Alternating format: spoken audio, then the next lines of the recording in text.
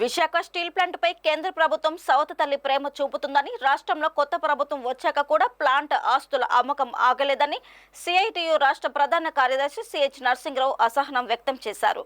Steel plant పరిరక్షణ కోసం రాష్ట్ర ప్రభుత్వం బాధ్యత తీసుకోవాలని డిమాండ్ చేశారు.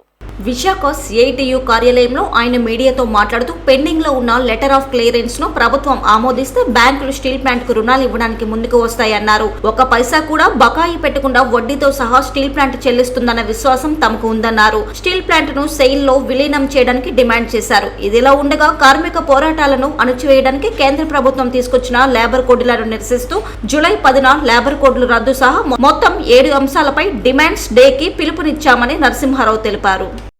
ఇప్పుడు లేబర్ కోడ్లని ఎగ్జిక్యూషన్ ఆర్డరు ఇవ్వడానికి సిద్ధమవుతూ ఉంది. అది మాకు ఇటీవల దాని సమాచారం అందింది. అందుకని సిఐటియు దేశవ్యాప్తంగా జూలై 10వ తేదీన డిమాండ్స్ డే పేరుతో లేబర్ కోడ్లను రద్దు చేయాలి అనే డిమాండ్ తోటి, అలాగే స్కీమ్ కార్మికుల్ని వాళ్ళు కార్మికులుగా గుర్తించాలి, కాంట్రాక్ట్ కార్మికులను తొలగించకూడదు, కనీస వేతనం 26,000 రూపాయలు ఉండాలి, విశాఖ స్టీల్ ప్లాంట్ను ప్రైవేటీకరణ చేయకూడదు. 7 డిమాండ్లతోటి దేశవ్యాప్తంగా ఈరోజు డిమాండ్స్ డే అనేటువంటిది నిర్వహించడం జరుగుతుంది.